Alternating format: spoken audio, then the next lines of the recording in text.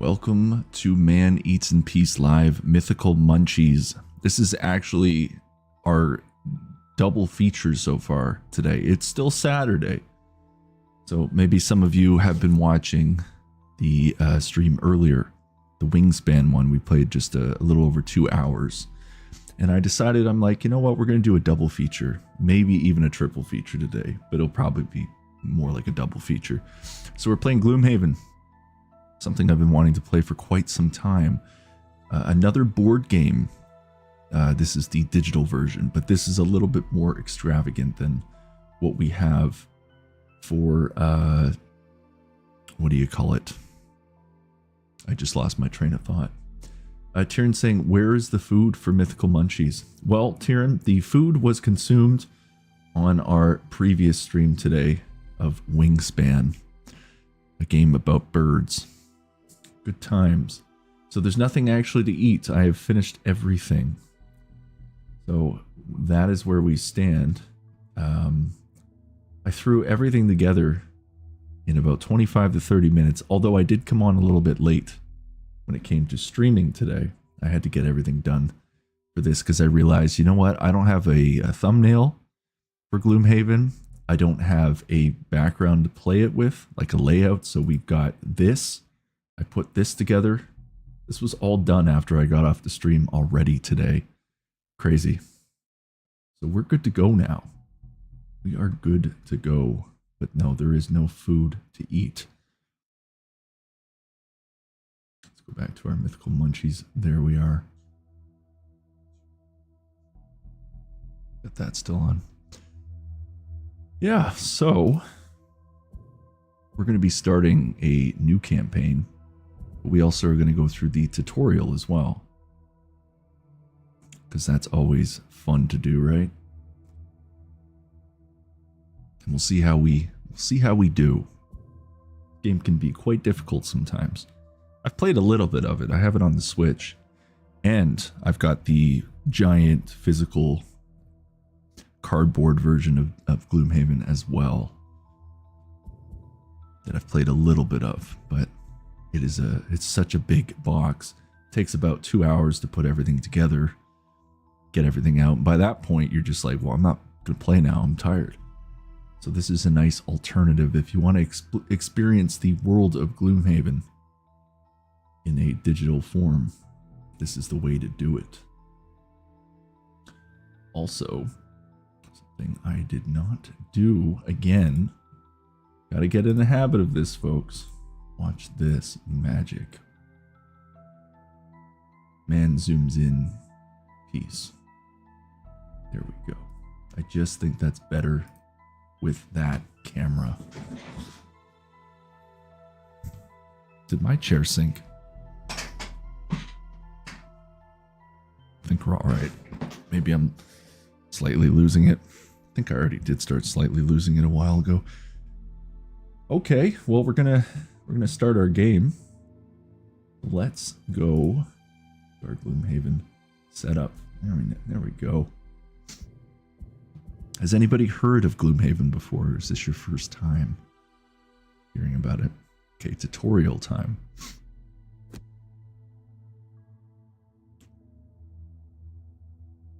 There's a little bit to learn.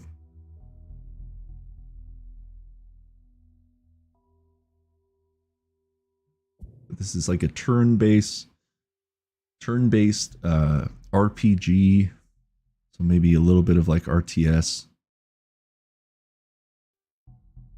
Well, it's not really RTS. It's turn-based RPG. Cardboard game, you know, pen and paper kind of stuff, but all digital version of it. So let's do the basics. Shall I bring out the English British narrator voice again? I don't know. We'll see. So the basics. Taking the first steps in the boots of a mercenary. Maybe I'll read like that instead. The basics. Taking the first steps in the boots of a mercenary is never easy. Start the tutorial to learn the very basics of Gloomhaven's mechanics.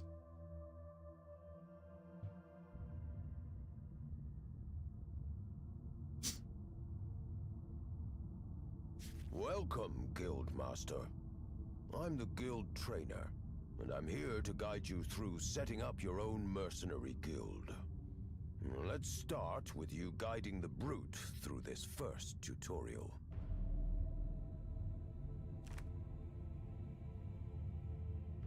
Before we get to the action, you'll want to acquaint yourself with how to adjust your view of the battlefield.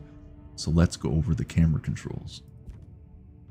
WASD is pan camera, Q and E is rotate left and right, and plus and minus or mouse wheel up, down, zoom camera in and out.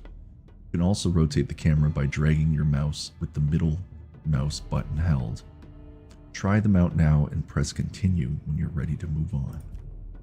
In Gloomhaven, you control a party of mercenaries, each equipped with a deck of ability cards, which also is how you move. These cards are how your mercenaries will explore dungeons, fight enemies, and loot treasure. At the beginning of each round, the first thing to do is to select 2 cards for each mercenary to use on their own. In this tutorial, the Brute has just 3 cards at his disposal. As you can see highlighted on the left, Grab and Go, Trample, and Provoking Roar. Provoking Roar is grayed out to indicate that it is currently discarded for the sake of the tutorial, so for now, let's just select the 2 cards the Brute has available, so Trample and Grab. Trample. See how the question mark next to the Brute's portrait at the top of the screen has changed into a number, has it? Oh yes, 72. This shows his initiative. The number next to the first card you select determines the character's initiative for the round. The lower the number, the earlier in the round the character will act. So it's like golf scores. Since there are no other characters visible right now, it will immediately be the Brute's turn anyway. Select Grab and Go. These are the 2 cards I guess we got. Brute's turn. Now it is the Brute's turn. Time to choose some actions. Each half of a card represents an action, comprised of 1 or more abilities. You get to use 2 actions per turn, and you can pick any of the 4 card halves on the left to use as your first action. But note that you must then use the opposite side of the other card for your second. For example, here you can choose either the top half of Trample and the bottom half of Grab and Go, or the bottom half of Trample and the top half of Grab and Go. So here, so always just one or the other for each card. As I said, I've played a little bit of Gloomhaven, so I have retained a little bit over the years, but still good to go through everything again, especially for new players. There's nothing for the Brute to do in this room, so you'll want to proceed through the door to see what lies beyond with a move ability. Grab and Go's bottom half lets the Brute move 4 hexes, which is enough to get through the door. Let's use that. And as you can see, this is all how we move through each hex. So we're going to choose move 4 out of that card. 1, 2, 3. Open door.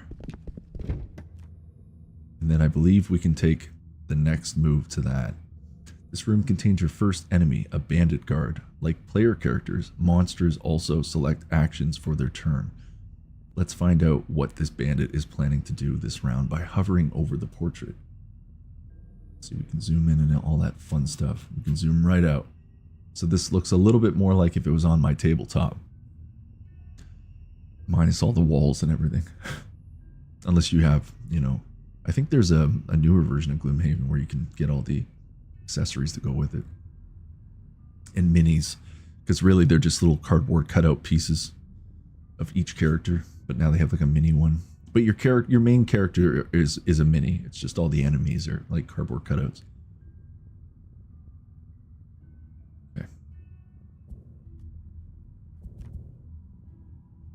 Whilst hovered, you can see the bandit's intentions this round. He plans to move and attack. As you can see, move is the first thing, and then attack. So he's going to move 1, attack 3. Whereas player characters get 2 actions per turn, monsters only get 1, but often with multiple abilities within. Notice how this bandit has a lower initiative than the brute, and would have acted before the brute this round had he been visible.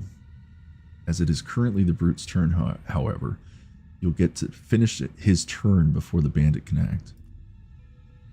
Let's get the brute close enough to use the attack on Trample's top half as the second action for the turn.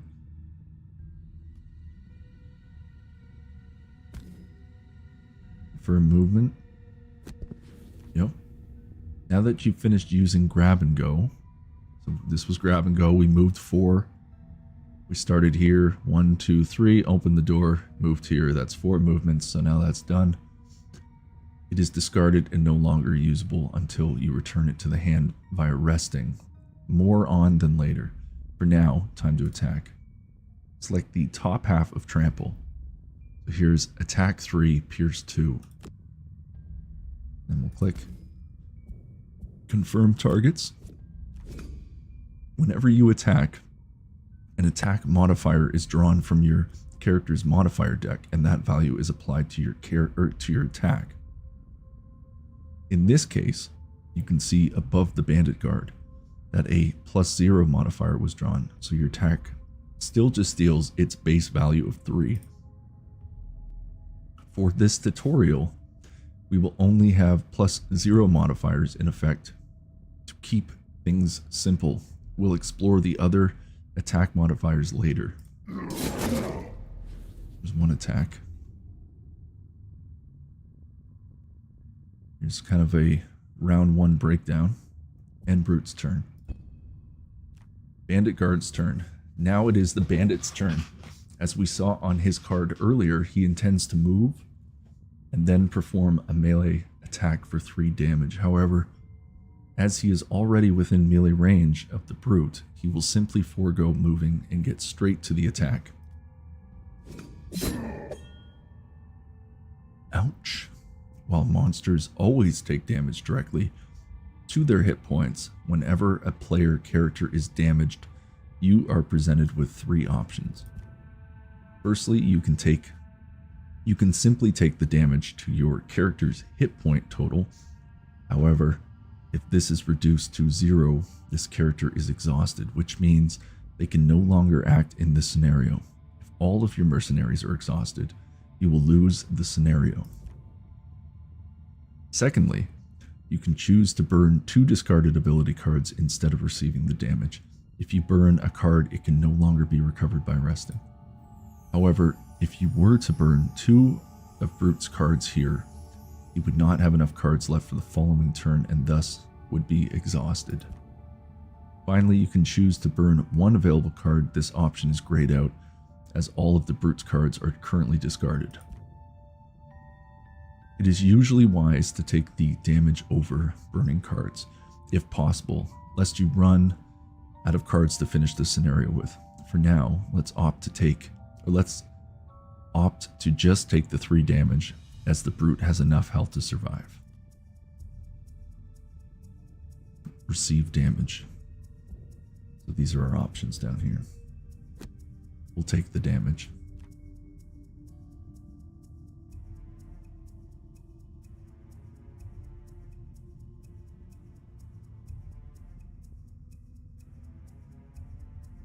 Okay, the bandit's turn is now over. As he was the last character to act, it is the end of the round and a new round begins. During ability card selection, if you have at least 2 discarded cards, then you may perform a long or short rest to recover some of them.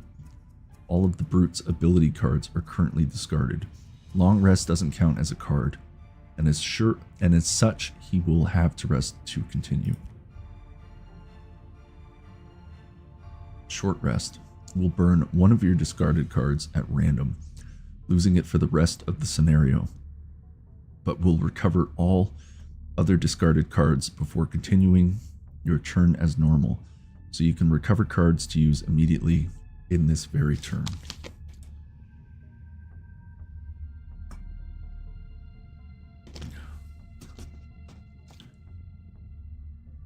Between these two streams, I've read pretty much a damn audiobook today. Long Rest takes up the whole turn and is used instead of selecting 2 ability cards, giving the character an initiative of 99. However, you not only get to choose which card to burn instead of it being at random, but the character will perform a heal 2 action and refresh all item cards. Choosing to long rest here would be certain death if the bandit draws an attack card for the round, as the brute has neither health nor cards to spare, so let's choose to short rest.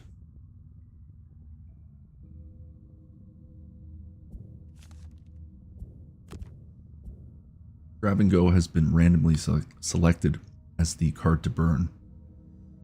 Once per short rest, you can opt to redraw the random card to perform or to burn at the cost of 1 damage. But with the brute only on 1 health, this isn't an option.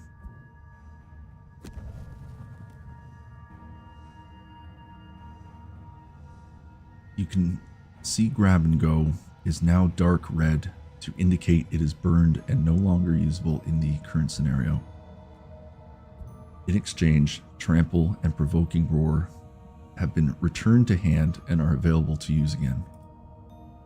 Both the Brute and the Bandit are near death, so it is crucial to go as early as possible in the round to get the first attack. Remember, the first card you choose determines the Brute's initiative, so let's choose Provoking Roar to maximize the chance Brute is up first with a low initiative of 10. Select Provoking Roar. Any enemy who targets one of your adjacent allies with an attack this round targets you with the attack instead, regardless of the attack's range. And that's one option, or attack 2 and disarm. Oh, we have to select Trample, my bad.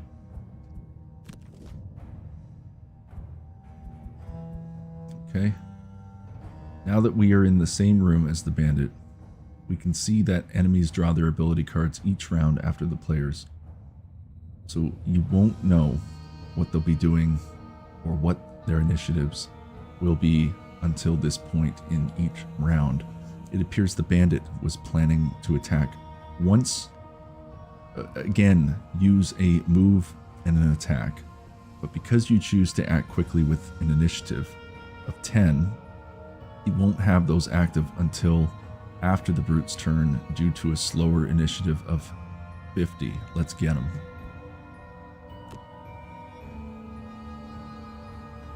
Select the top half of Trample. Attack 3. Confirm targets. And he's dead. Got him. Do you see that gold on the floor that the bandit left behind? Pick it up. You need to use loot ability. One important rule of Gloomhaven to bear in mind is that you don't automatically loot treasure unless you finish your turn on it. If you want it, make sure to pick it up before the scenario ends. Loot abilities can also appear on ability cards, but the easiest way to collect it here is to end your turn on the hex that contains the gold pile. So let's move the Brute onto it before the end of his turn with his remaining action. But wait, there's more. Look at Provoking Roar. It doesn't have a move ability on the bottom half's action, so how can the Brute reach the gold? This is where default actions come in handy. To the left and right of the central initiative value are 2 small default action buttons.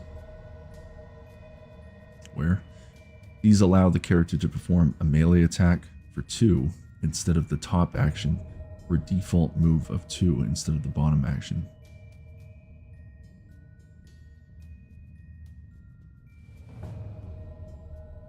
Click the default mode button on Provoking Roar.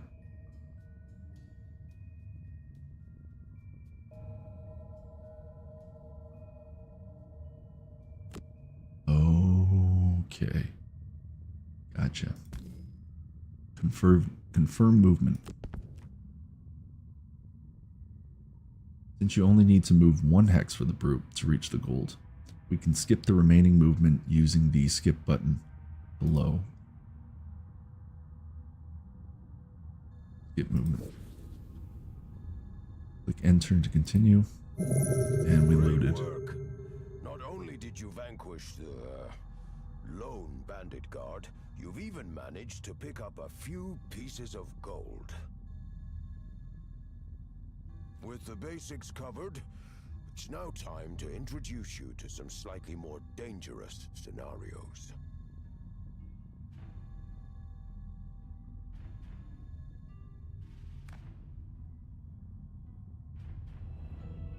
Victory.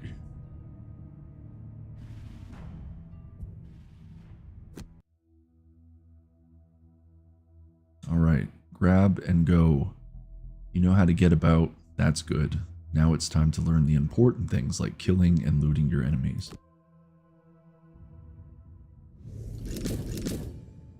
Welcome to your first training mission. You've learned the basics, but now you must help the gravely wounded brute deal with a bandit archer elite, a stronger enemy with greater stats than normal.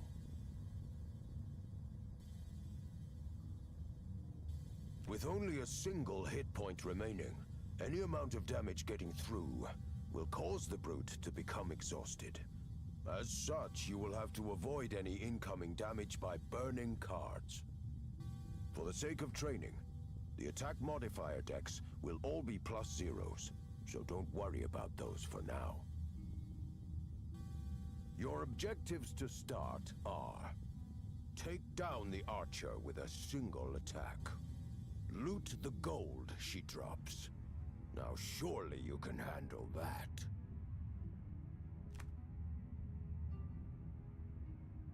Okay.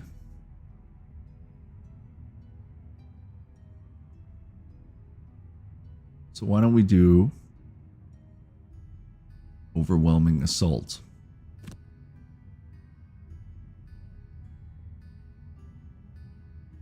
And loot. I think that's what we need.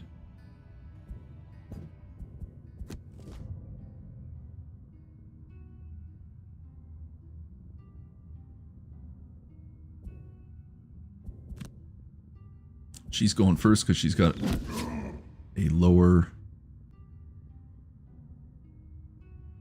She's got a lower number, initiative number. No, we're going to receive the damage. Or wait.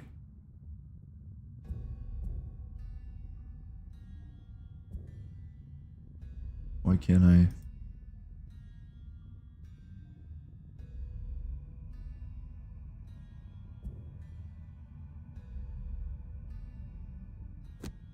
Burn 1 card.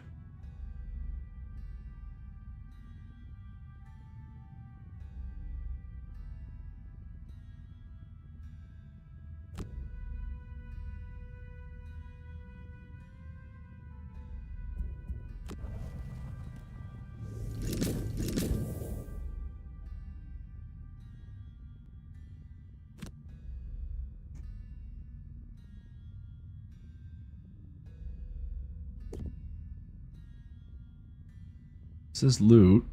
Let's try looting first.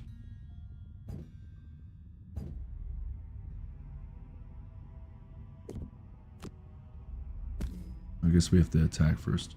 Then we loot. Overwhelming Assault is a powerful card, but such power comes at a cost. Actions like Overwhelming Assault's top half, with the flaming card icon in the corner, cause the card to be burned once used, meaning you can't use it again in this scenario. Time to grab that gold. Alright. We're gonna move.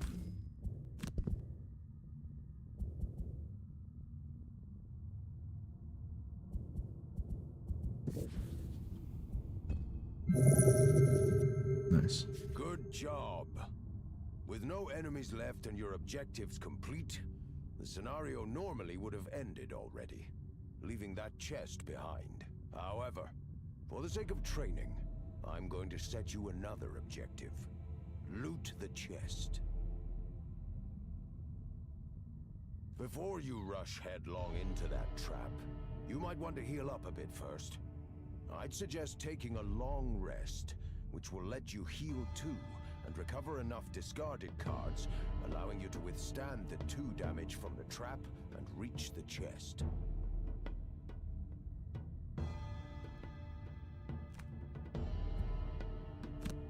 Okay. Long rest it is.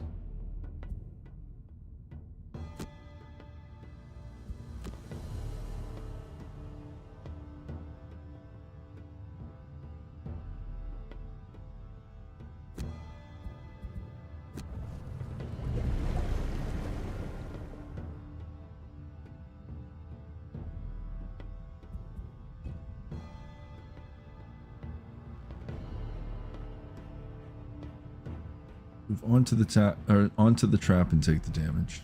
All right. We'll have to use.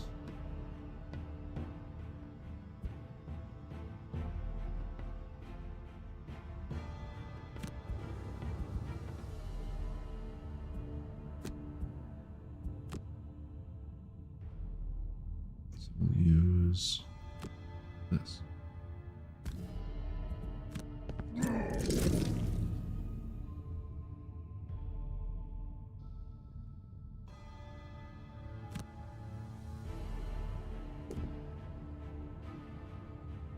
Select the remaining action and skip it to end your turn.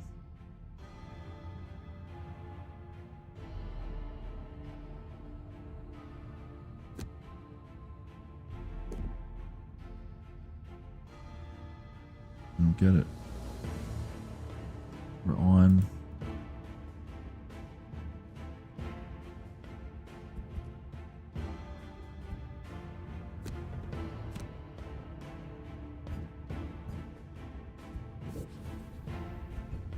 Oh, I see. During your movement, add +2 move to a single movement. That's good. Those boots of striding will come in handy next time you need a little extra mobility. Right, on to the next part of your training.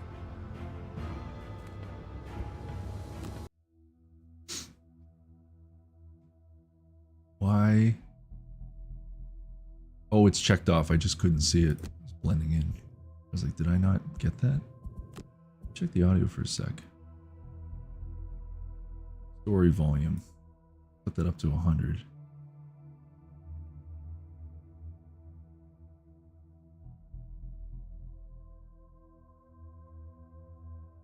Definitely want the volume up a little bit.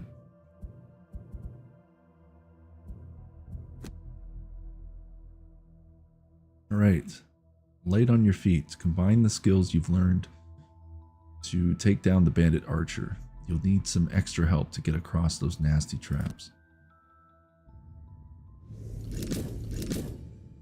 So, you've learned about the basic attack and move abilities, but this time we're going to use some abilities with additional effects.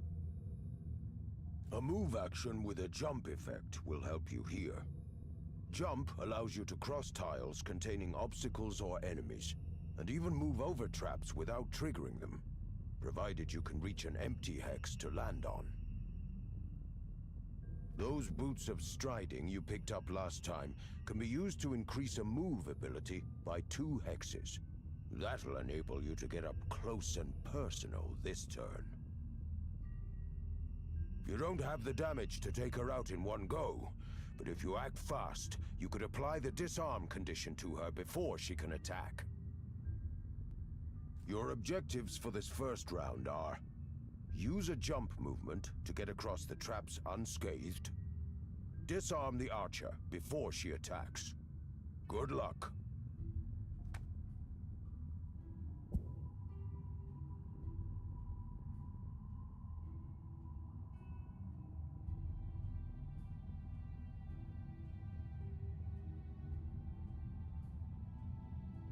Jump. And provoke the leaping cleave and provoking roar, because this has the jump ability, move 3, and then that has attack disarm. So let's do that. She goes first. She's nimble and long-ranged with that bow. You need to act quickly and get up close and personal. Remember to use the boots.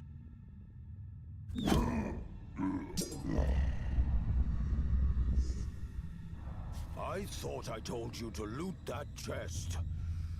You can achieve both objectives this round, if you choose your actions wisely. Really? So, you've learned about the basic attack and move abilities. A move, you don't have the damage. Your objectives for this first... What chest? That chest? Yeah, but I got hit.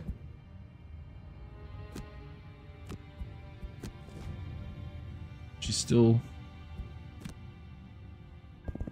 I don't get it. She's nimble and long-ranged with that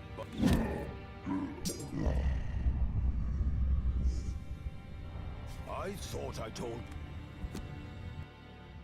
Loot what chest?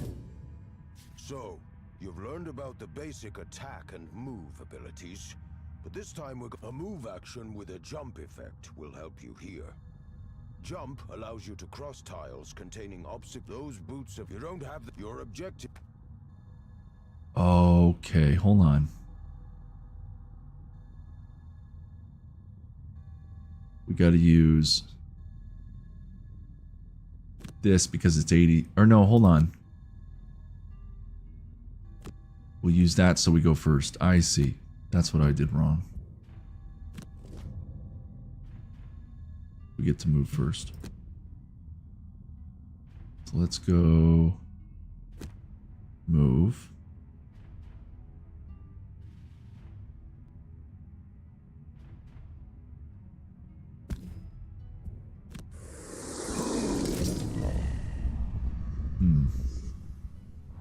I thought I told you to loot that chest.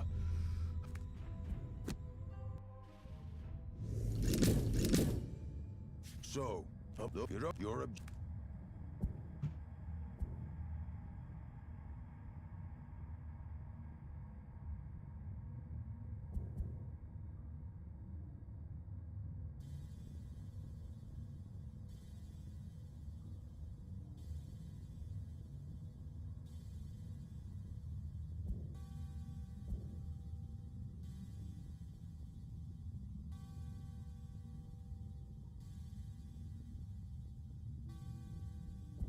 Where do we jump to? This is where I'm getting confused.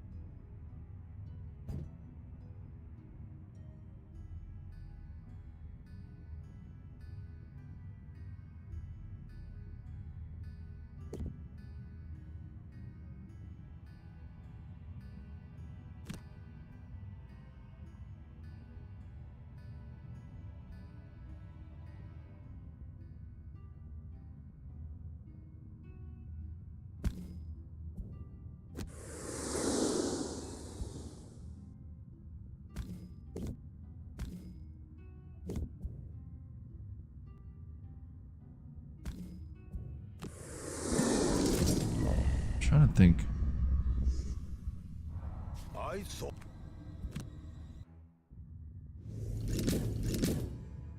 So, you've learned about the basic attack and move abilities. A move action with a jump effect will help you here.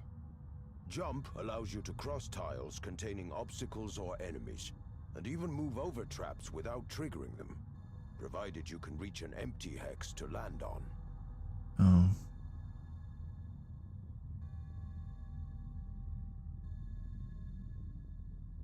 Those boots of striding you picked up last time can be used to increase a move ability by 2 hexes. That'll enable you to get up close and personal this turn. You don't have the damage to take her out in one go, but if you act fast, you could apply the disarm condition to her before she can... Your objectives for this first round are: use a jump movement to get across the traps unscathed, disarm the archer before she attacks. Good luck.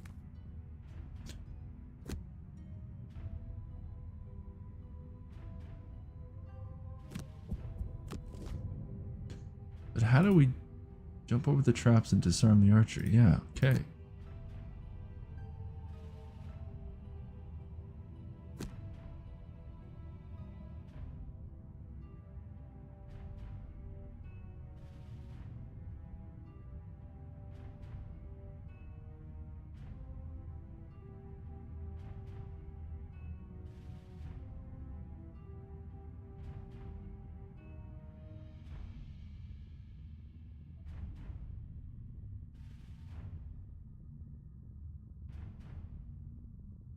This is where I'm confused, though.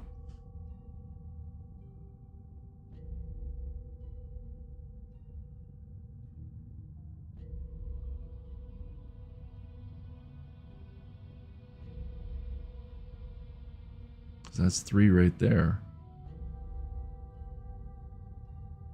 God damn.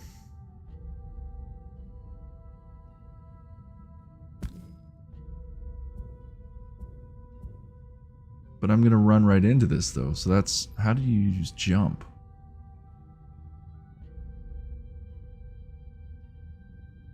It's gonna be trial and error, people.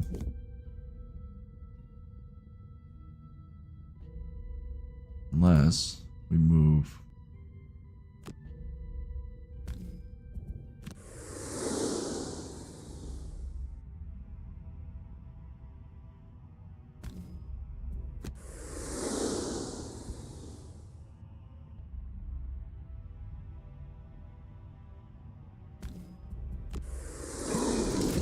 Then that kills us. So what the hell? I thought I told...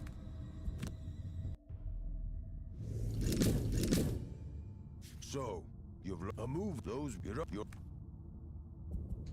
be stuck on the tutorial now. Great.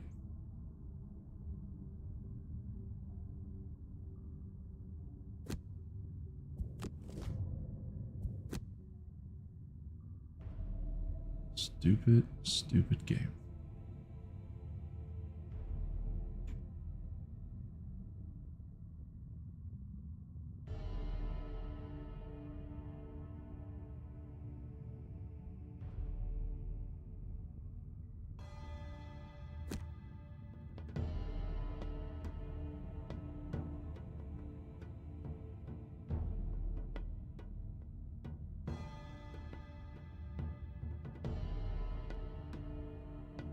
Unless we go 1, 2. No, we can't do that.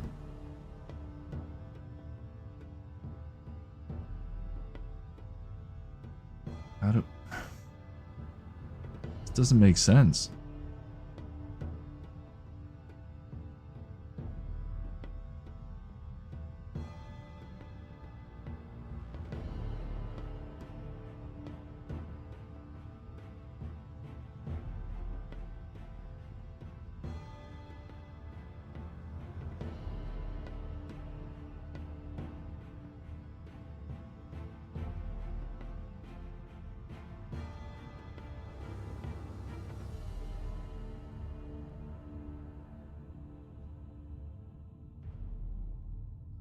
It's like no matter what, I'm gonna end up.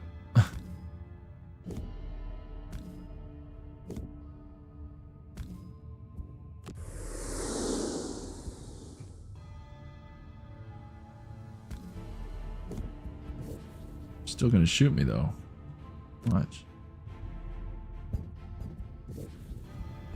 The key here is to get across that trap. But to do that, you'll need a move with the jump effect to avoid the damage.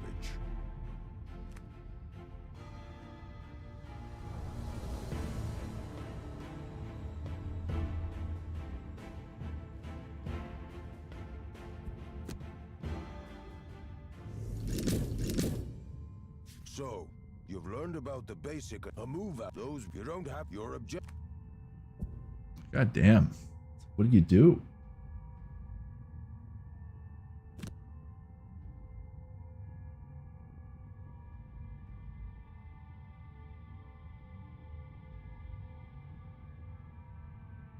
Oh, unless we go... Hold on.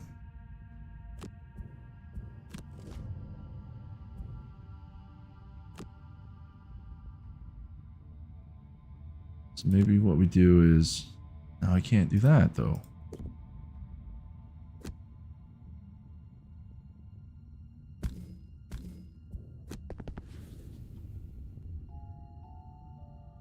But now I...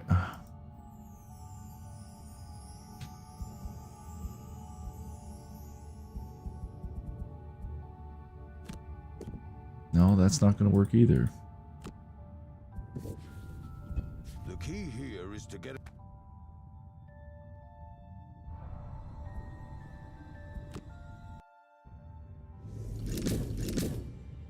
So, a move.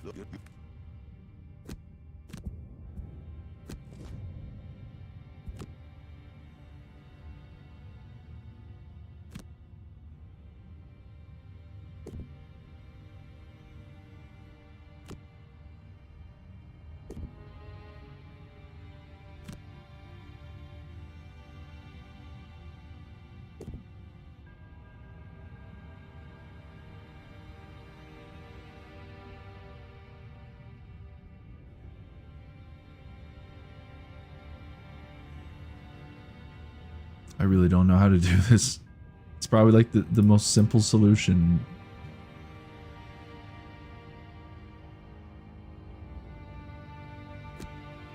But then it says I'm using...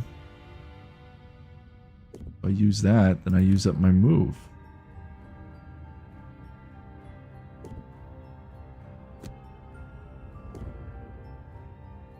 This is stupid.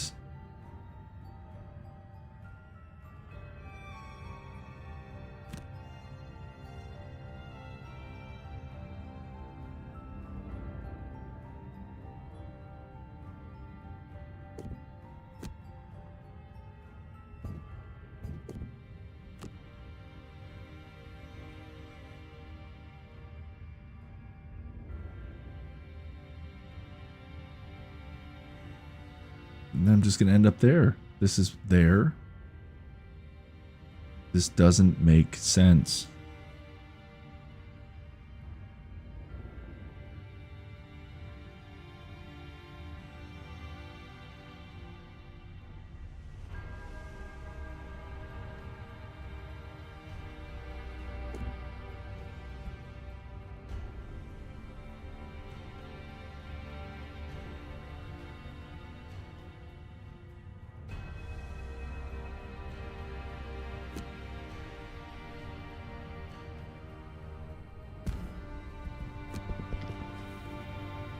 Look, now...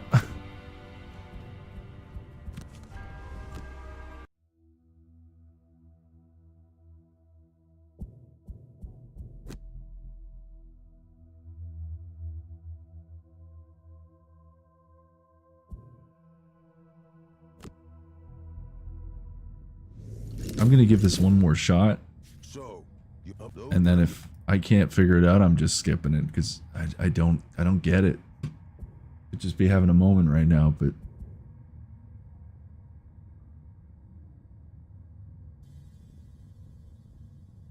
I need this to go with that. But I also need leap and cleave.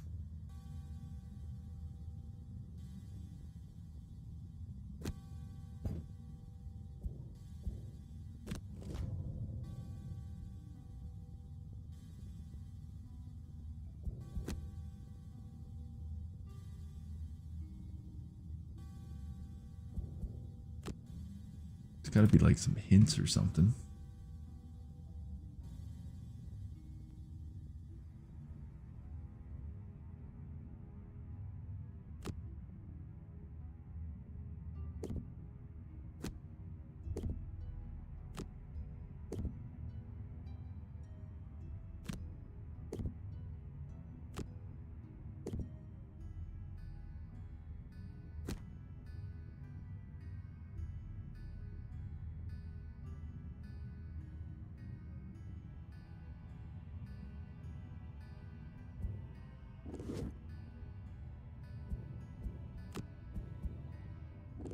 Oh, it was that simple. You just have to click the damn boots. Okay. Fuck, man. I'm like, I just didn't make sense. I'm like, how? 1, 2, 3. Okay. There we go. Fuck's sakes, we did it. Get movement. Now we disarm.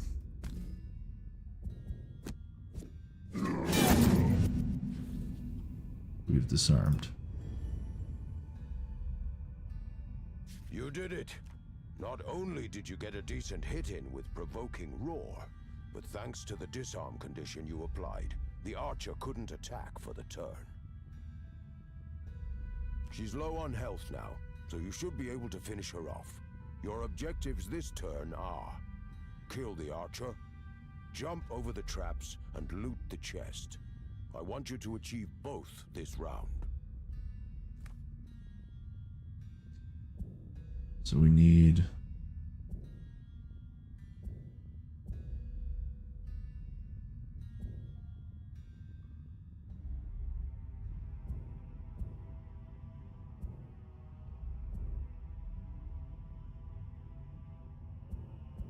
What do we do? Long rest? Remember that short rests allow you to recover discarded cards to immediately use in this very turn. Long resting, however, takes up the whole turn and is used instead of selecting 2 ability cards, giving the character an initiative of 99. In other words, not going to help you win this round, so we'll short rest.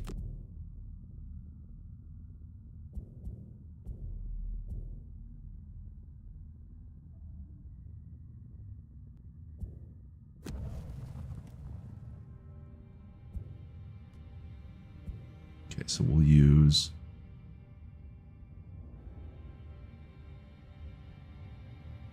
this and then leaping cleave.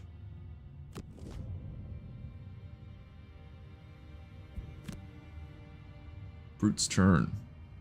So we will attack for 2.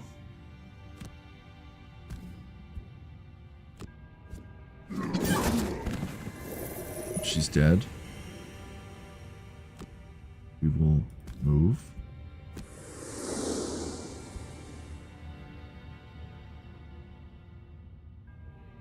I guess we have to just technically go there.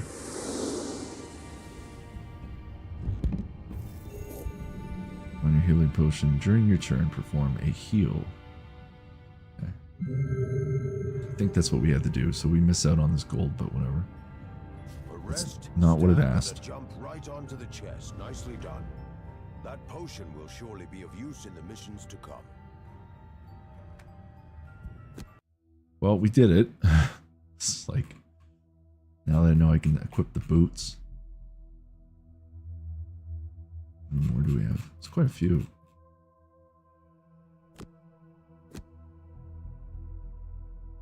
Alright.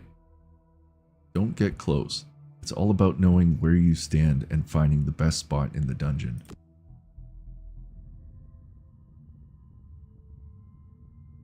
To be a successful guildmaster, you need to pay close attention to enemy actions. Just one simple objective for you this time. Don't get attacked. You'll have to start over if an enemy manages to land a hit.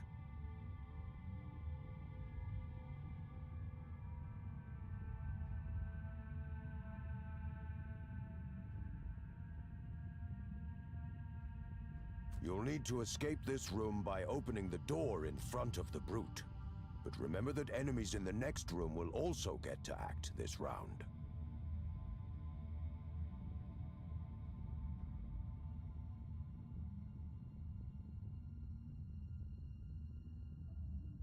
My advice? Act quickly, looking carefully at what actions the enemies are going to take. I've set it up so that you should be able to find a safe place to stand, out of reach from all enemies. Let's see if you can survive. Safe place from all enemies.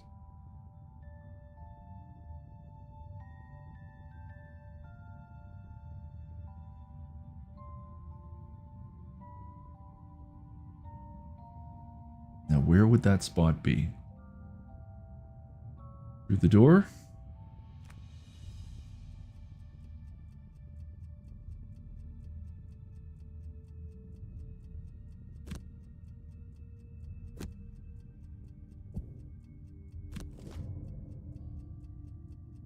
I also just realized I used the wrong initiative first. The archer got you. You got him.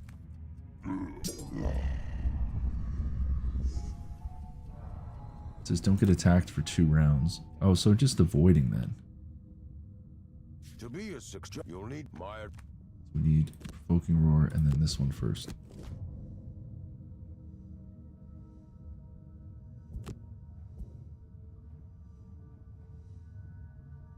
Let's get the hell out of here.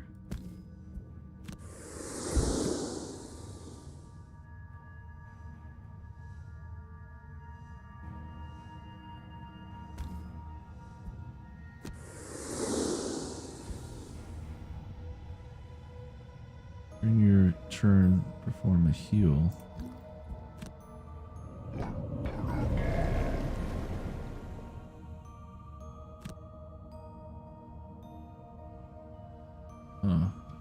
Skip attack.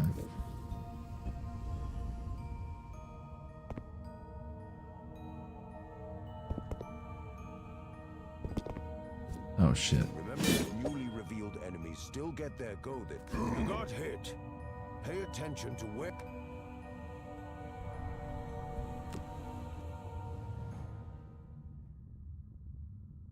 To be a successful guildmaster, just one simple objective. You'll need to escape this room by opening the door in front of the brute.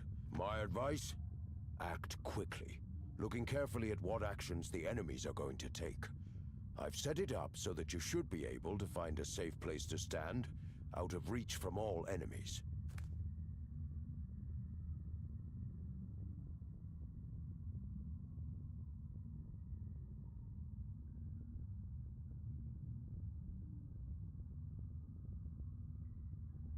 Can I hide in there?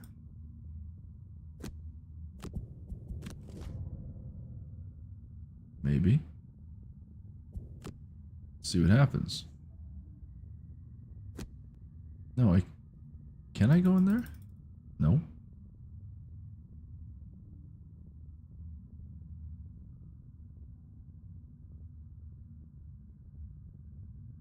I wonder if I can get hit here. Let's see what happens.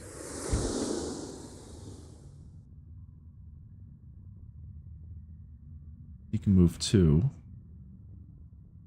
1, 2. No matter what, he's going to hit me there. But then this archer is going to shoot me.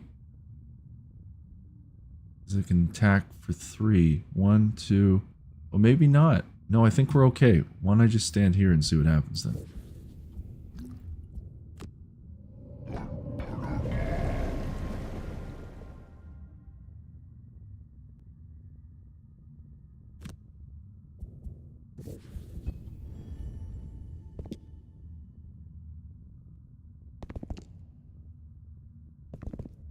Can't attack me. Can't attack. No good. Excellent. You eluded the enemies in both rooms. Opening a door will always add more enemies to deal with, so make sure you're prepared for that when opening doors in future scenarios. Just one more round of bandit dodging to complete the mission. You'll find it tricky to locate a safe space this time. Perhaps you could try preventing an attack to survive?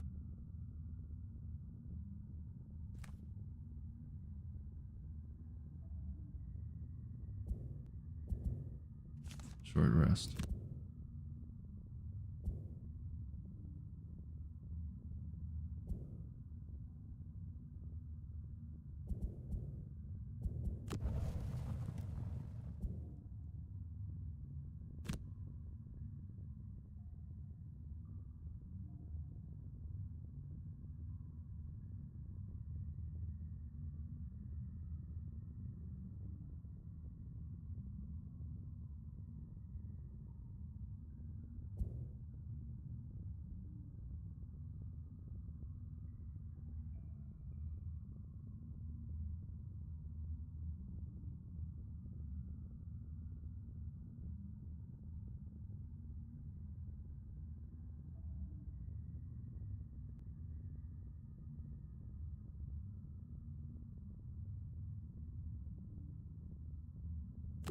Okay.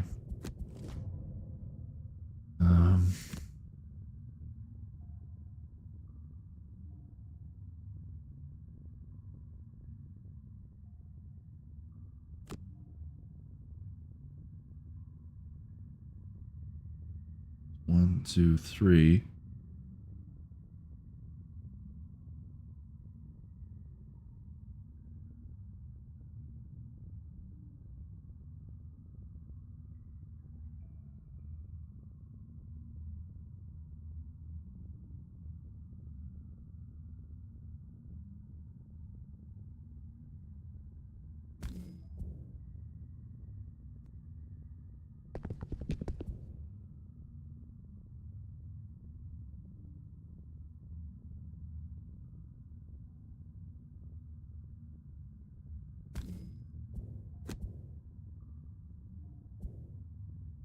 Why?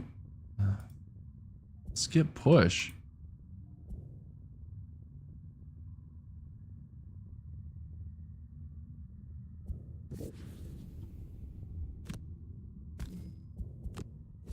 I guess that does it then.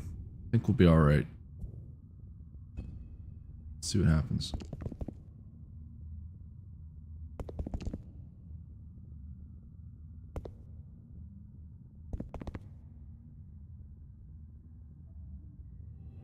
There we go. Excellent stuff. You're well on your way to becoming a professional.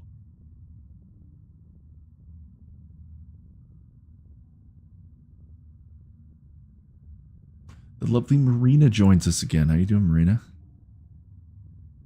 And how about that disarm? Pretty powerful condition, eh?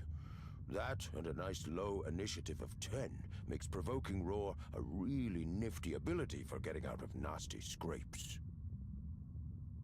One more test, and then I think you'll be ready to start exploring the world and recruiting mercenaries to our guild.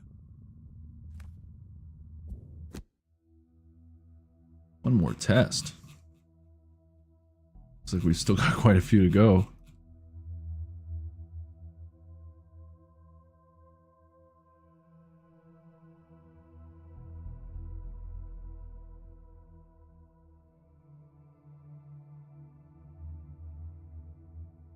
They grow up so fast. Yeah, that'd be fun to watch. How old's your nephew?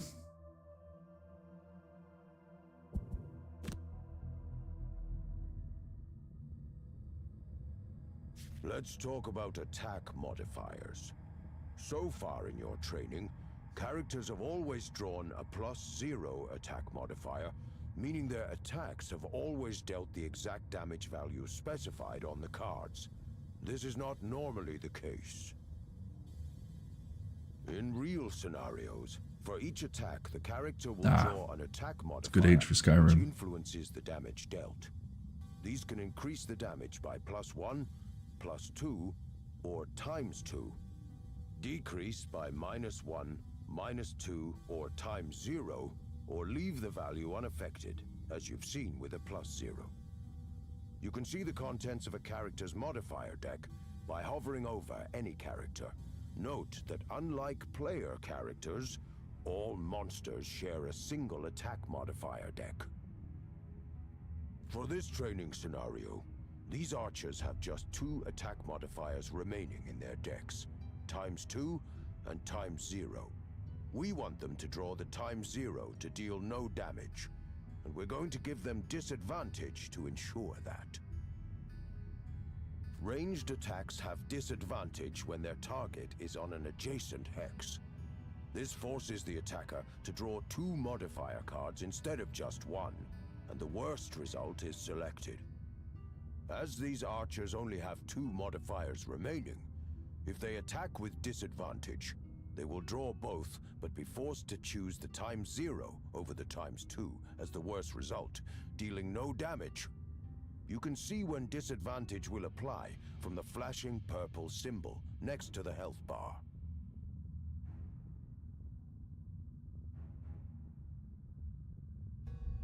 You can only disadvantage one archer here, so kill the other with a ranged attack. Should be easy. as the Brute's attack modifier deck is full of +1s for this mission. You can thank me later. Your objectives are: stand next to one of the archers to give her disadvantage, kill the other archer with a ranged attack. Seems easy enough. Will we be able to pull it off, though? Spare dagger. That's a ranged attack. That'll be our lowest initiative order, too. So we need that.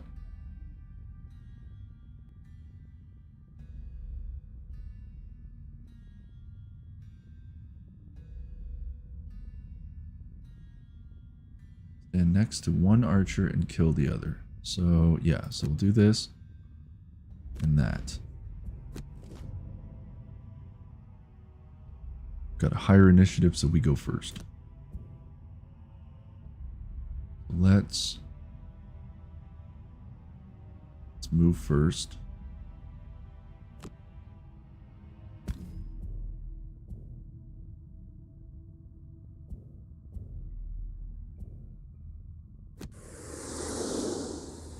And then we're going to attack this archer here.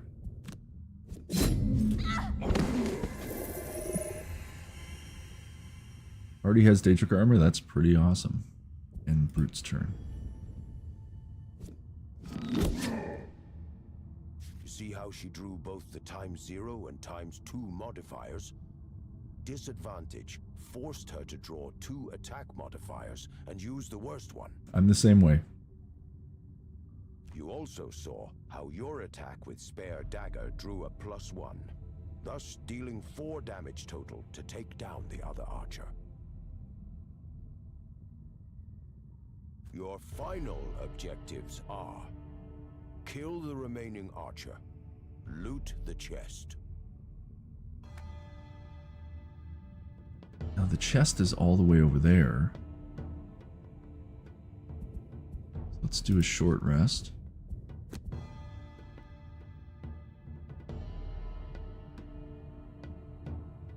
Burn, leaping, cleave. Guess we have to burn that. That's move 4.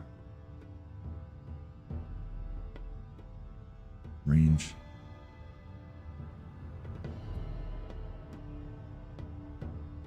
We have boots though. Okay, so why don't we...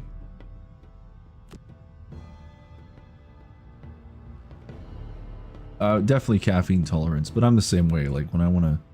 Like it wakes me up, but I don't get all crazy off caffeine. I just enjoy it.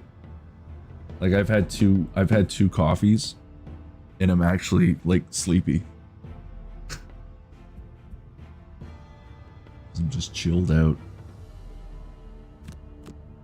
Let's go with these two and hope this is the right selection, because I don't want to do this again. So we're going to... What's her health? We have 4 health.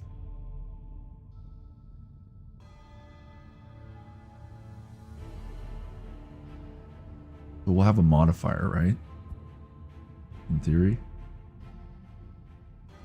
1, 2, 3, 4. If we attack... Okay. Let's attack. Do I have a modifier? Where does it show? Well, we won't know until we find out, right? Plus 2 +1s, okay. So we got her. And now we can move to the chest.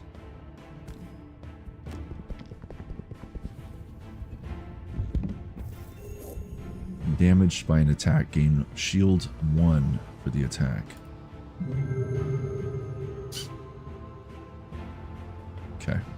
Nice. A heater shield should help you soak up some damage. You've finished your basic training missions. Time to introduce you to the other mercs and get you exploring.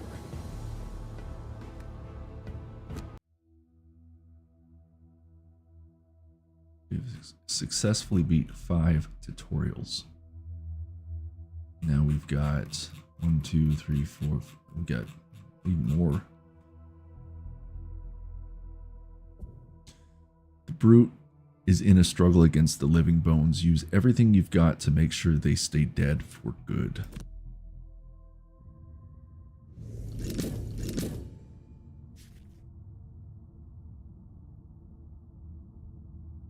Let's begin looking more closely at what each individual character can do. In this scenario, Brute has 2 level 1 living bones elites to deal with, which means their stats will be greater than their level 0 counterparts.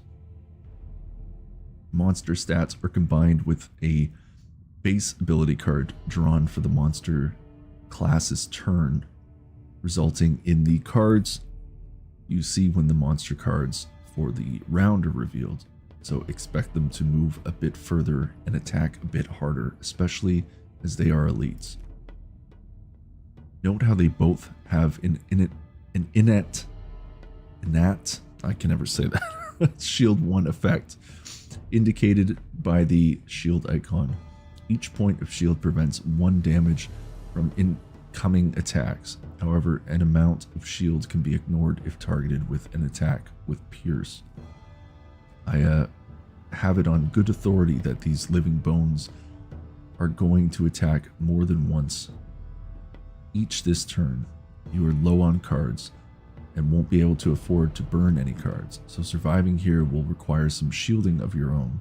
By the way, while these enemy shields are innate, persistent effect, normally active bonus granting abilities such as shield are accompanied by a round or persistent infinity symbol duration icon. Your objectives are kill a living bones using an attack with Pierce, apply some shield of your own, use your minor healer potion. That should help you survive this round. Okay, so we need shield bash and trample.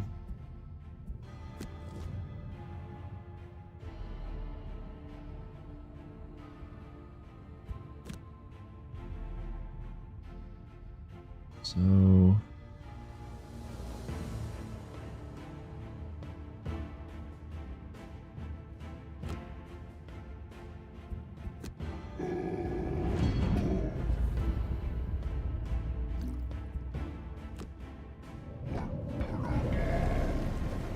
and then we will attack.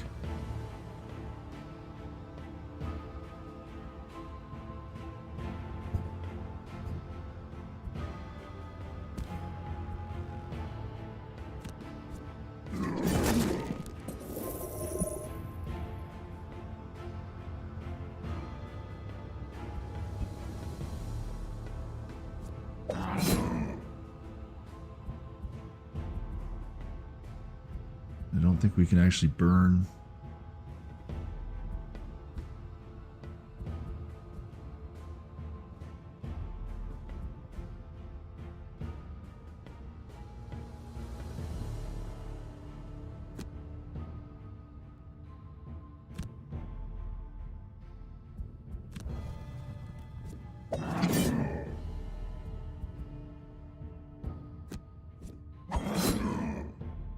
What the hell, man?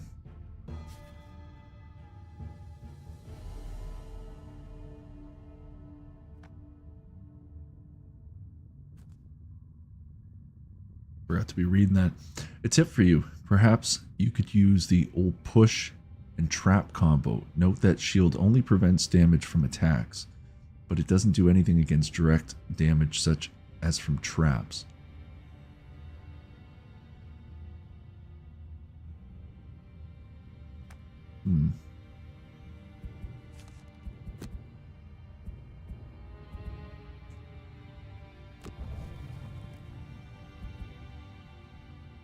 Okay. So let's go push. Oh no. This and that. So we're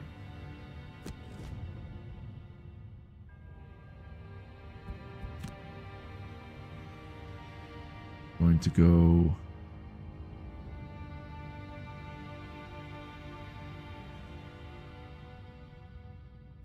let's do shield first, and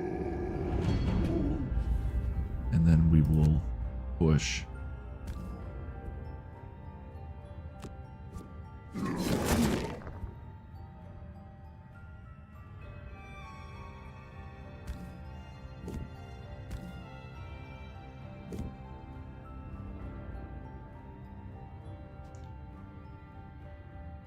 Skip push. I don't get it. Oh, I see. Confirm push. Gotcha. There was 2 traps. I should have gone back to actually see that. It's a little bit like Dungeons and Dragons. It's just you... it's more of like an action RPG kind of game. But it is turn-based. It's not so much heavy on like pen and paper. Like, it's a physical board game. You can actually look up Gloomhaven. I've got it in my little game room. I just didn't want to take down the box because it's literally like this, maybe. I can't even. Yeah, it's big. It's a huge box. Weighs a ton. A little bit of like D&D in there, yeah. Well, we did it.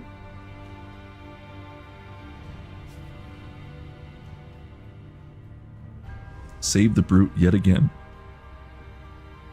I hear he's decided that adventuring alone is not working out for him, so he's agreed to be the first mercenary in your guild.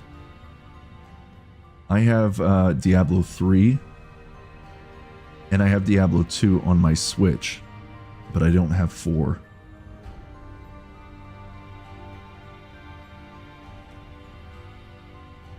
But honestly, I mean, like, I've been playing Path of Exile, if anything, which I need to do it. I need to get back into Path of Exile because they got the big update that just came out, and I have not gone into it yet. I should be playing more of that game because, I mean, that's right up my alley. All the Diablo 2 I put in over the years. Let's get out of this dusty crypt and see who else we can recruit. That's another one down. Don't get too close. Oh, okay. So we got, what, 5 more to go? Blade in the Night. The scoundrel has 2 daggers and a lot of gold to loot, and she isn't planning on leaving anything behind.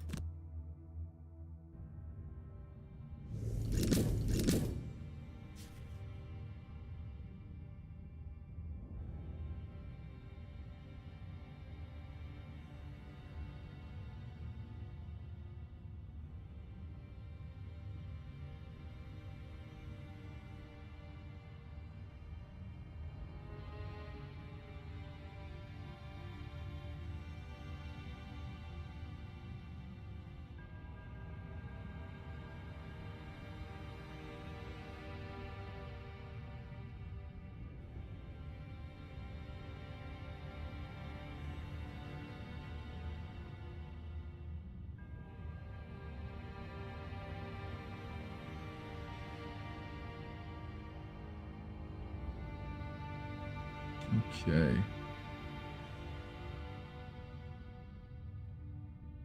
Eat the scoundrel. She's incredibly nimble and mobile, not to mention able to combo off huge amounts of melee damage when things line up just right. Let's help her out of this sticky situation. Firstly, you need to kill 3 archers this round before they attack.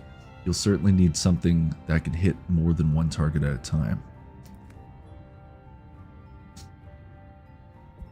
Okay, let's see what we got. Thief snack, disarm 1 adjacent trap. Attack 3. Smoke bomb. In your next attack while invisible, double the value of the attack and gain. Throwing knives. Attack 2, range 3, target 2. Okay, well, we're gonna get that because that's initiative 10. Disarm 1 adjacent trap.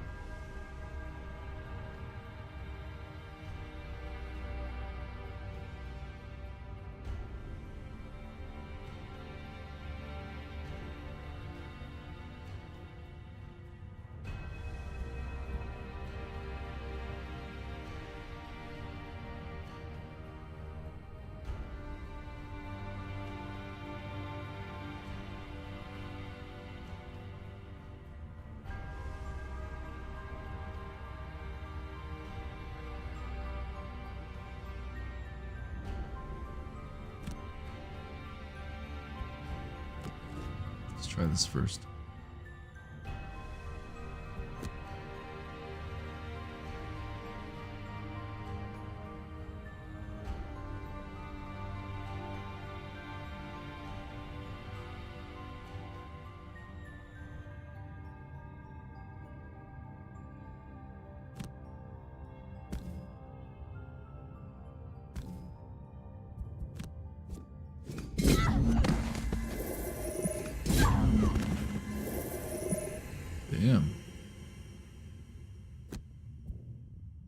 pull.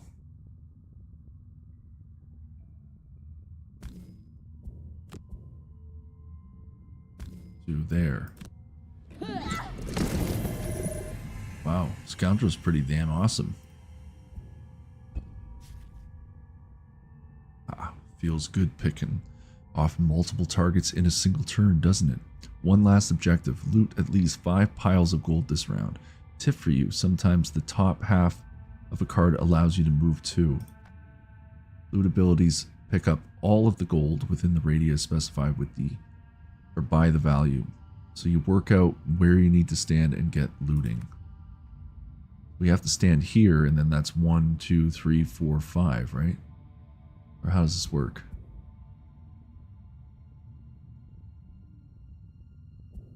Short rest.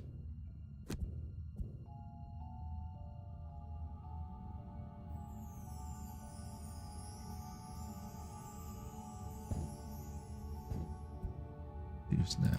Let's just do that one.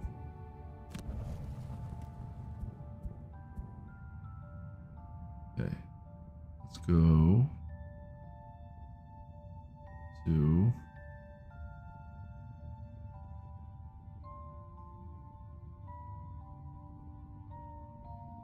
1, 2, 3, 4. I'm going to try going there just to see.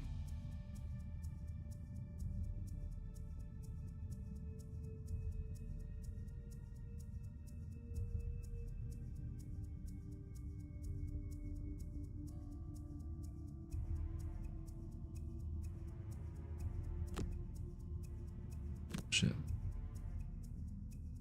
Loot and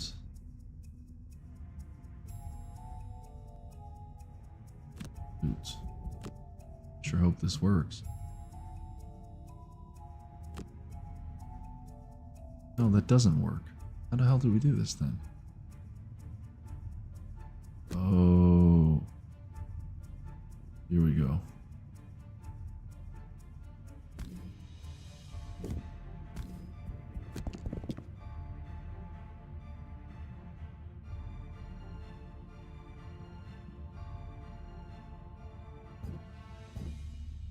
Can I go back? Shit. I didn't realize it was going to be like this. Oh, man. So if I stand there, that would have been 1, 2, 3, 4. No, that wouldn't have worked, wouldn't it? Ah.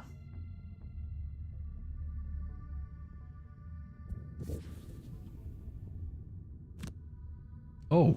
Hold on. Well, that works. I didn't realize it did like that. Okay. I was thinking it was only going to do that, but...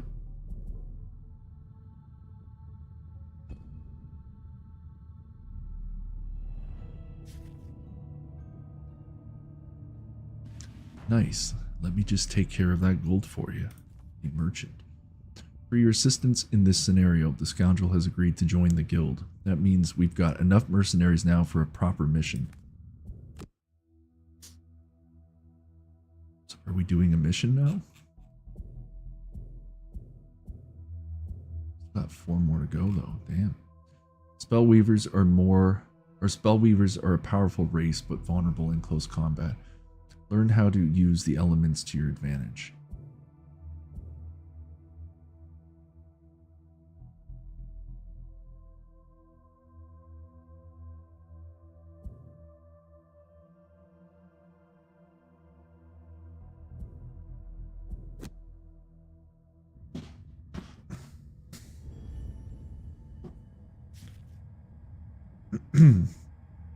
Meet the Spellweaver, a powerful but fragile magic wielder who can harness the natural elements of the world.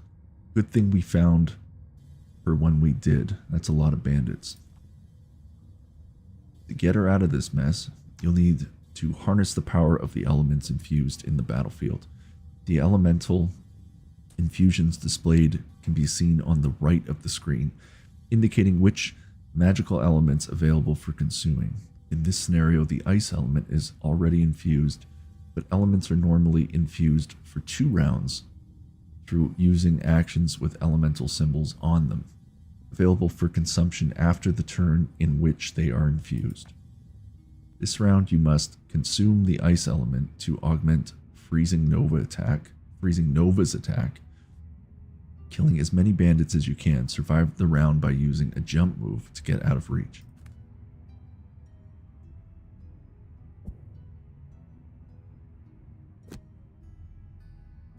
Then we got that one. Okay, so we are going to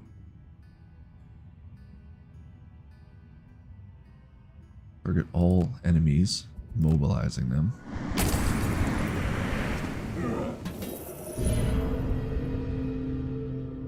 Then what we're going to do is we're going to get the hell out of here.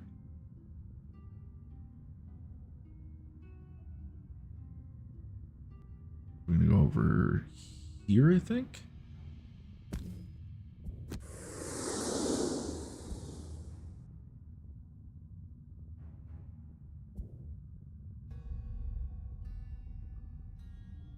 What's their movement?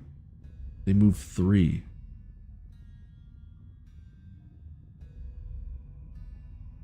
One, two, three. He's still going to be able to hit me, though.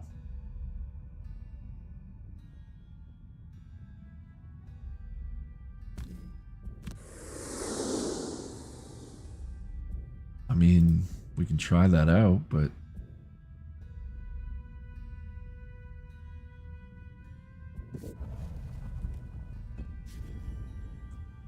power up Freezing Nova, you need to consume the ice element before using it. Make sure you click the ice symbol to toggle the consuming of the element before clicking elsewhere on the action to use it. Beat.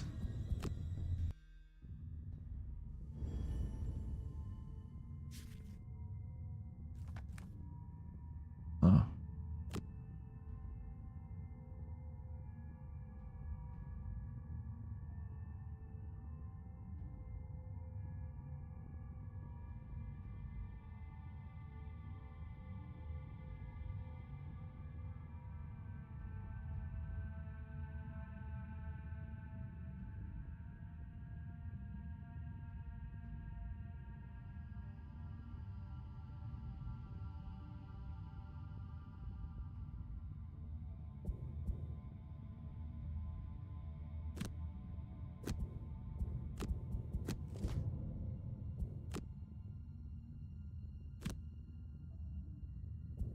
I see. Okay.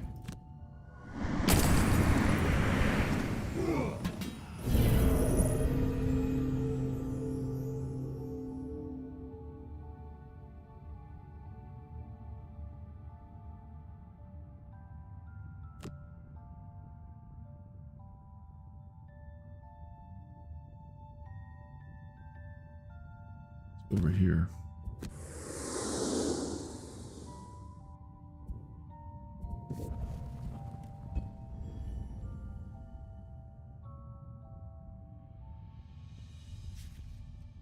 By consuming the ice element, Freezing Nova dealt 3 base damage instead of 2, knocking out 3 bandits, plus applying the immobilize condition so the bandits couldn't chase after you is pretty darn powerful, eh? Yes.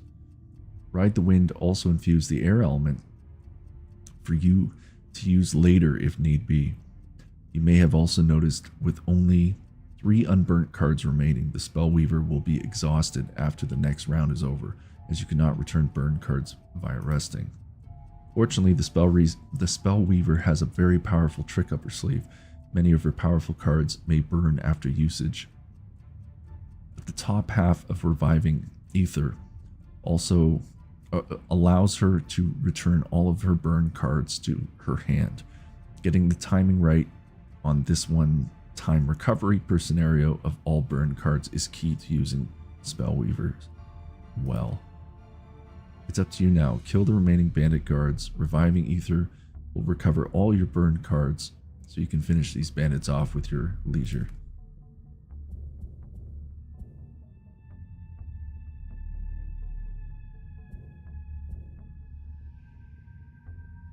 All other discarded cards.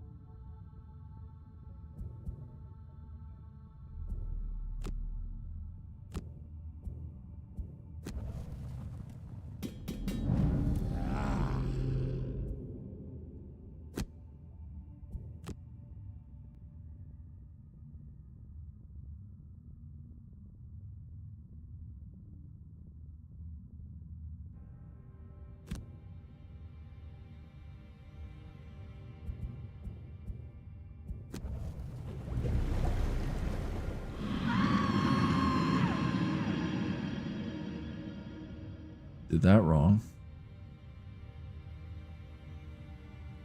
What the hell just happened?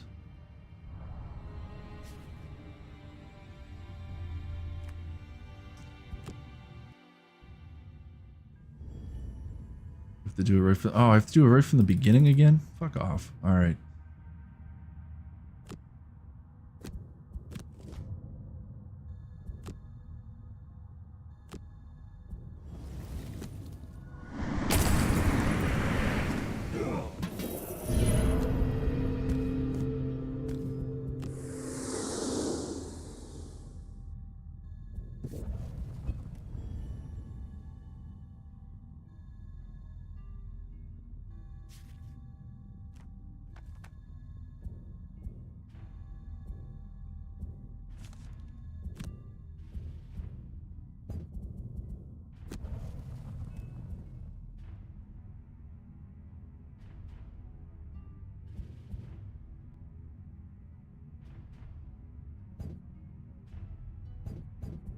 I don't understand. What the hell?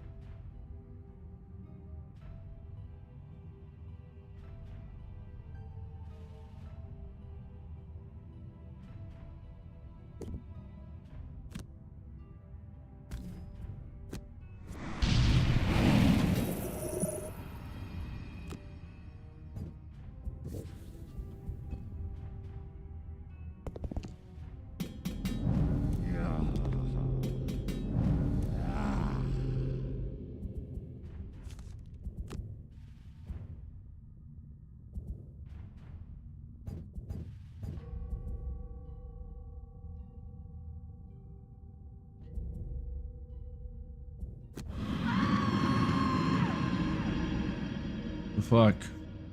Just killed myself.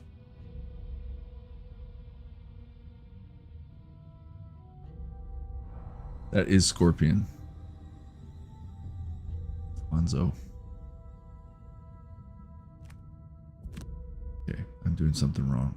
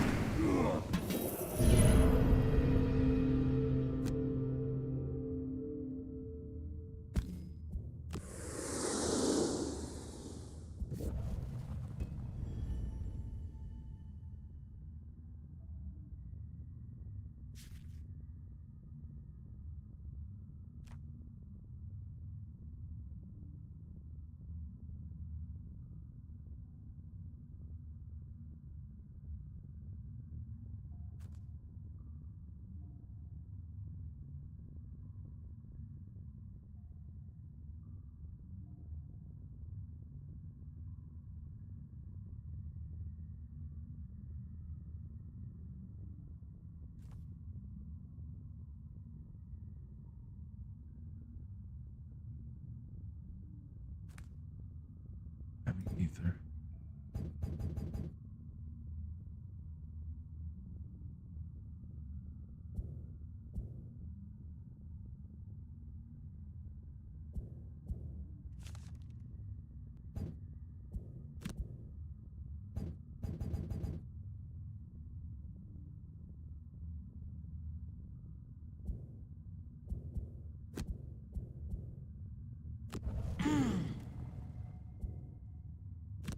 Okay.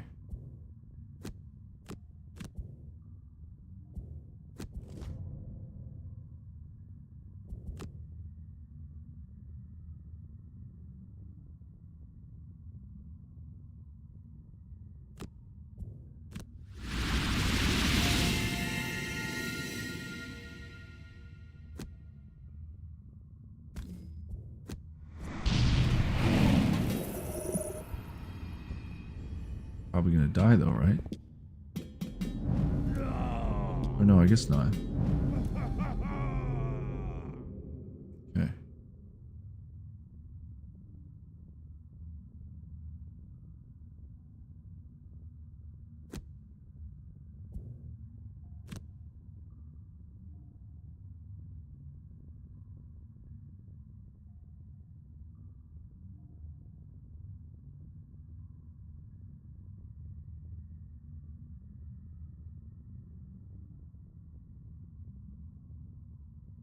Okay, hold on.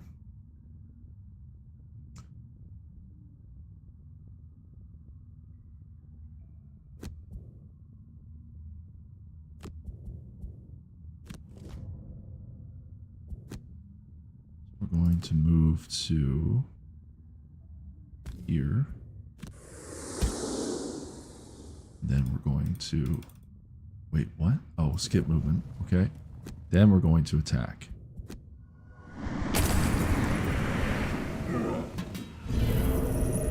Shit. Oh no, then she's gonna hit us. No, we'll burn one card.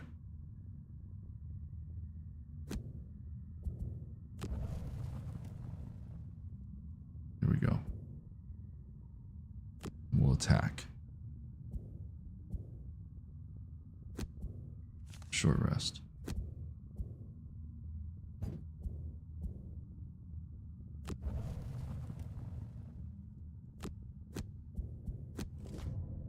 Okay, good. I think we did it.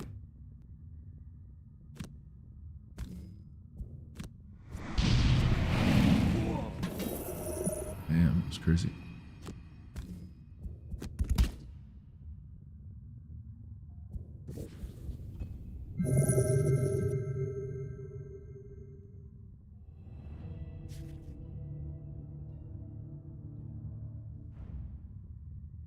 For helping her out of that bind, the Spellweaver has agreed to join our guild.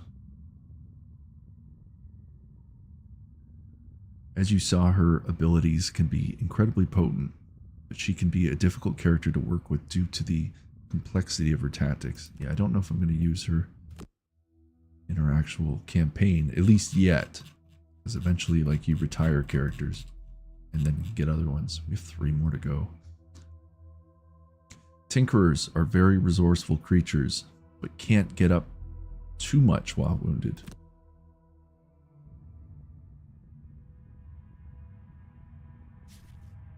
Meet the Tinkerer.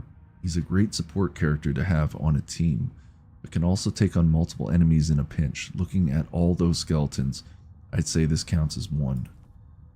Currently he is wounded, and will take 1 damage at the start of his turns, so you ought to heal him as soon as possible with the minor health potion. Looking at where the enemies in this room are, I'd advise you to go as late as possible this round. Sometimes it's better to go slow and let the enemies come to you, so you aren't at risk of being attacked. Then you can use one of the Tinkerer's famous area effect attacks to deal some serious damage to multiple enemies at once. You can recognize such abilities by their hex-shaped patterns on the ability card, showing you the shape of the area it will target. I see. So you can see the hex there.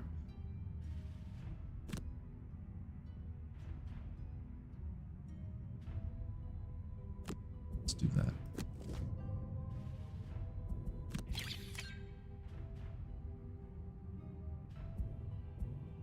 Oh no, hold on.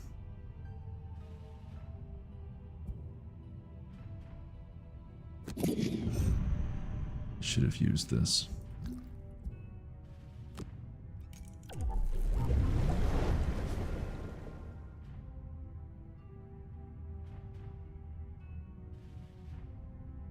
You may have noticed that if you use a heal ability when wounded, the character not only recovers hit points but loses the wound condition.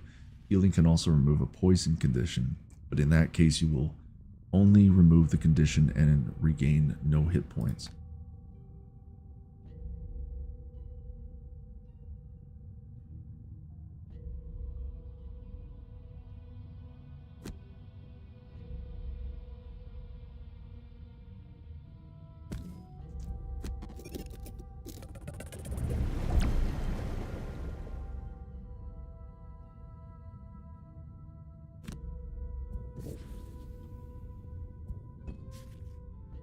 You didn't manage to hit 3 enemies. Sometimes it's better to wait for the bad guys to come to you. Try picking Ink Bomb first, and then Toxic Bolt will let them walk into range before the Tinker's turn.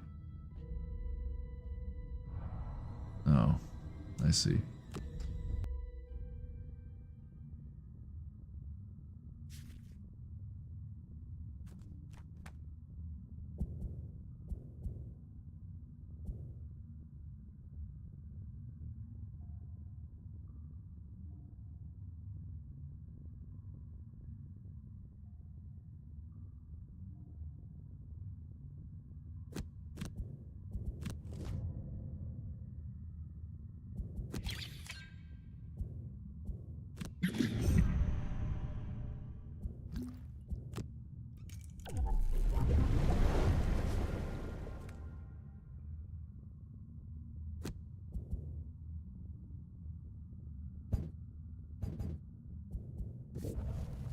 Oh no, no, no.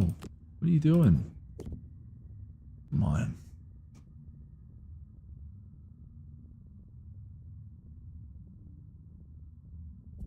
God damn it.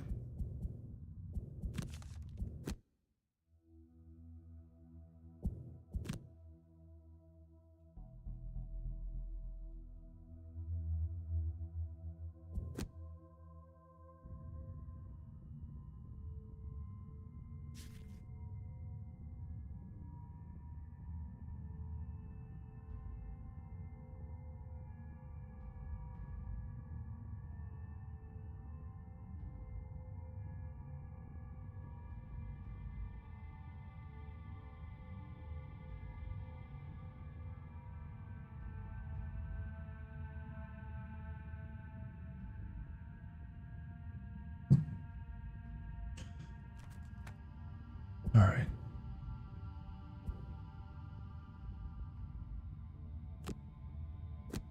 Try this.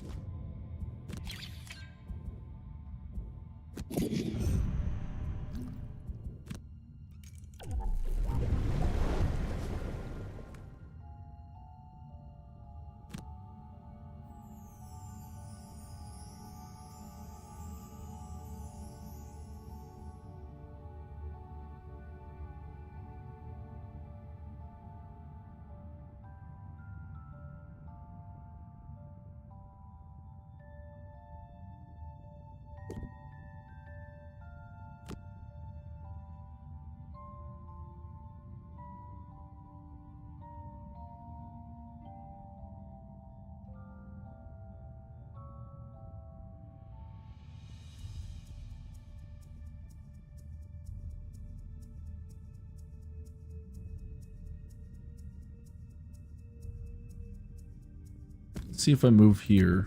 I want to try. I just need to figure out how this works. And then, okay, there we go.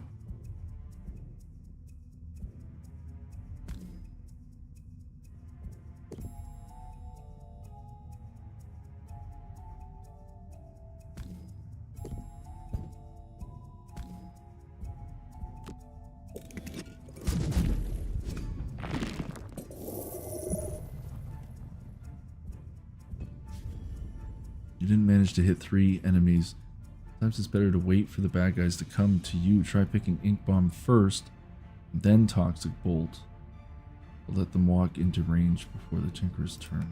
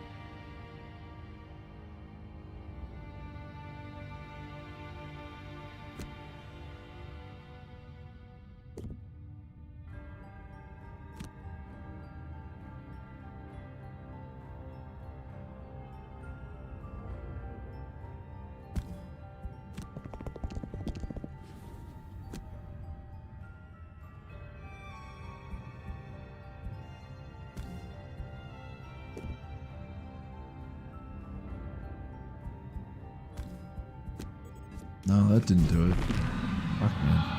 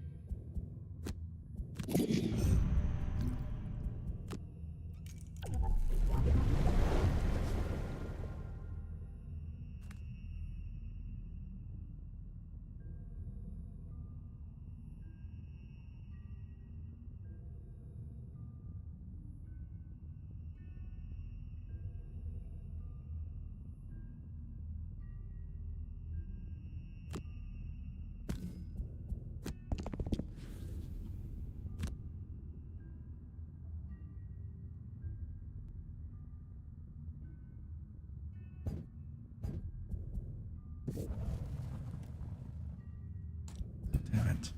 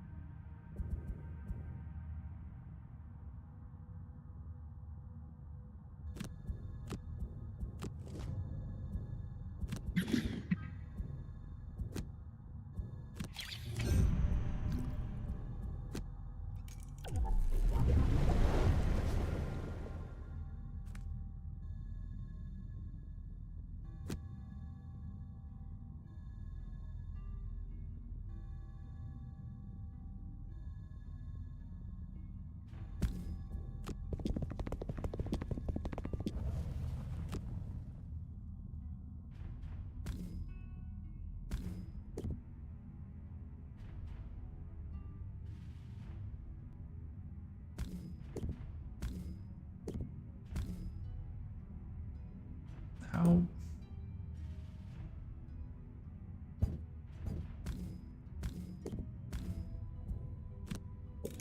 Just didn't do it.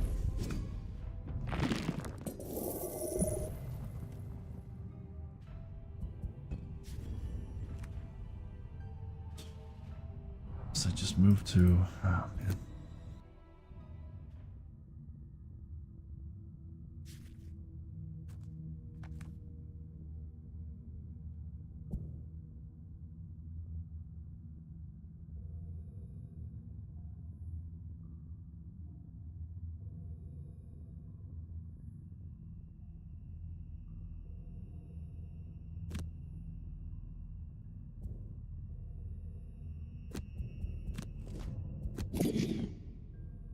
I'm actually going to have to get going very soon, folks.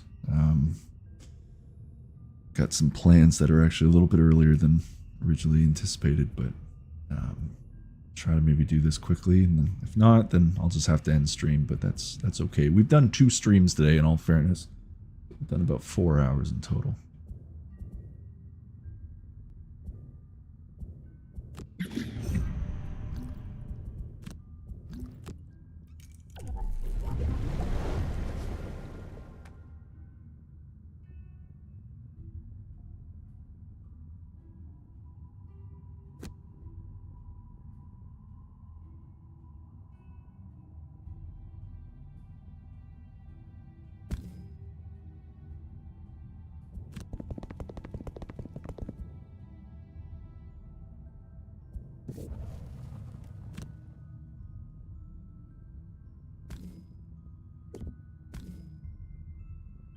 Why is it all okay?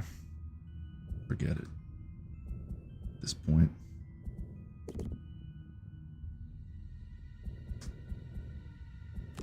Yeah. We'll just have to pick up next time we play, folks. What we got? We've only got like what, 3 more missions? Or at least out of the tutorials. So this whole stream has been a tutorial. There's a lot to take in Gloomhaven, but hope to play this again sooner than later. We can dive back into this.